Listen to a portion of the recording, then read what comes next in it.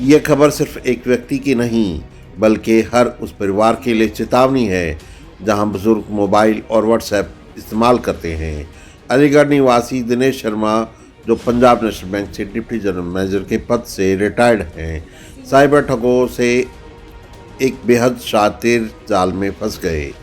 दिनेश शर्मा को एक WhatsApp group में जोड़ा गया जहां शेयर मार्केट में निवेश कर 35 से 40% तक के मुनाफे का दावा किया जा रहा था।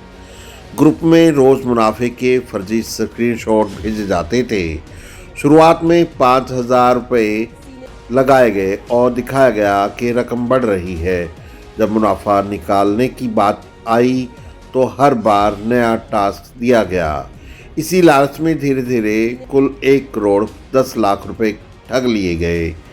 आखिरकार जब 3 करोड़ रुपए लगाने का दबाव डाला गया तब जाकर शक हुआ और परिवार को पूरी बात बताई गई। पुलिस ने मामले को गंभीरता से लेते हुए कार्रवाई की और 7 राज्यों में 12 आरोपियों को गिरफ्तार किया। जांच में सामने आया कि यह गिरोह करीब 600 व्हाट्सएप ग्रुप चला रहा था जिनसे लाखों लोग जुड़े हुए थे। यह मामला बताता है कि साइबर ठग खास तौर पर बुजुर्गों को आसान शिकार बना रहे हैं। इसलिए ज़रूरी है कि यह वीडियो हर घर के बुजुर्ग तक पहुंचे ताकि वे सतर्क रहें और सुरक्षित रहें। हरियाणा टुडे 24 ये खबर आपको कैसी लगी? आप हमें कमेंट बॉक्स में अपना कमेंट करके बताएं। लाइक करें, शेयर करें, हमारे इस न्यूज़ चैनल को सब्सक्राइब करें। धन्यवाद। अलीगढ़ निवासी दिनेश शर्मा, जो पंजाब नेशनल बैंक से डिप्टी जनरल मैनेजर के पद से रिटायर्ड हैं, उन्होंने आज अलीगढ़ के एसएसपी के साथ मिलकर यहाँ प्रेस कॉन्फ्रेंस में अपनी ज़ुबान से ये क्या कुछ बताया। आइए आपको यहाँ सुनवाते हैं उनकी ज़ुबानी।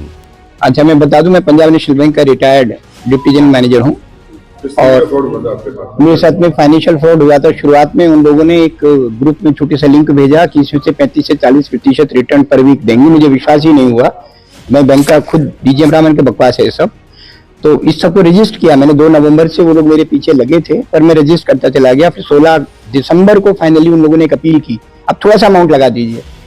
मैंने 5,000 रुपये लगा दिए और उसके बाद जो रिटर्न उन्होंने दिखाने शुरू किए, 2 नवंबर से मैं देखता चला आ रहा था रिटर्न ग्रुप में।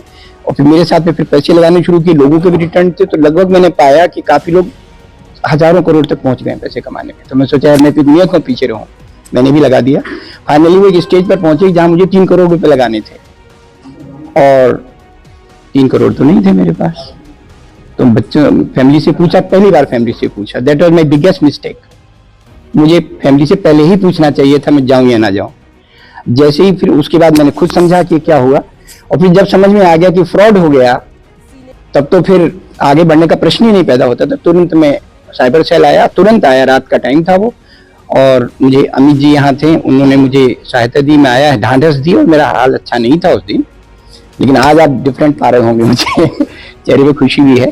फाइनली मैं आके FIR दर्ज की और उसके बाद मुझे ऐसा लगता है, सारी बात सुनने के बाद 3 ऐसे कारण थे जो हमारे अमृतसर जी ने ऊपर रिपोर्ट भी किया होगा। एक तो मैं सीनियर सिटीजन था, जो कहा उन्होंने, मेरी पूरी जमा पूंजी उसमें चली गई थी, मेरा रिटायर्ड फंड सब जा चुका था, कुछ भी नहीं बचा मेरे पास। दूसरा ये था कि उस ग्रुप के माध्यम से बहुत सारे ग्रुप चल रहे थे।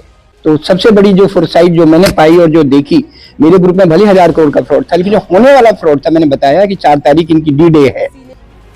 तो आप विश्वास कीजिए 3 और 4 की रात को 600 ग्रुप, 12,000 करोड़ से ऊपर की बचत होना ही बहुत बड़ी बात है। जिनका फ्रॉड हो चुका वो कैसे रिकवर हो गए, बात की बात है। और तीसरी जो सबसे बड़ी बात थी इनकी मैंने पाई कि प्रिवेंशन के लिए बहुत ज्यादा एकदम थे और मुझे उन्होंने बहुत संतोष दिया।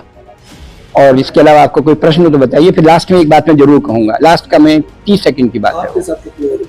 1 करोड़ 10 लाख के ऊपर का था। पुलिस से आप कितने आत्मनिर्भर रहे, किस तरह आपकी सहायता की गई, संतुष्ट रहे कि पुलिस से? बहुत ज्यादा संतुष्ट रहा हूँ। और सबसे बड़ी बात क्या है, जी क्या कहना चाहेंगे पुलिस के बारे में मैं 3 बातें कहना चाहता हूँ। एक तो इन्होंने मेरी बात को ध्यान से सुना, बहुत ध्यान से सुना।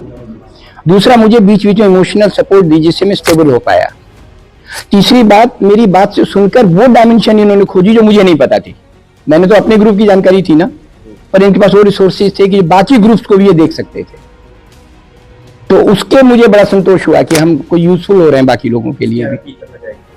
जनता से 3 बातें सर, फैमिली से कुछ मत छिपाइए, कभी मत छिपाइए। दूसरा, ये जो लुभावने लाभ हैं उसकी ओर बिल्कुल आकर्षित मत होइए।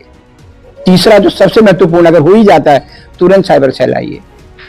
और चौथी बात जो आखिर में बहुत इंपॉर्टेंट जो हुई मेरे साथ, पुलिस के साथ में सूचना बिल्कुल मत छिपाइए। जैसे आप किसी डॉक्टर से या वकील से या कहीं आप जाते हैं तो नहीं छिपाते ना कुछ भी, बिल्कुल नंगे हो जाए, को फर्क नहीं पड़ता, क्योंकि उससे उनको पता चलेगा कि हम कहां से उनको फंसा सकते हैं।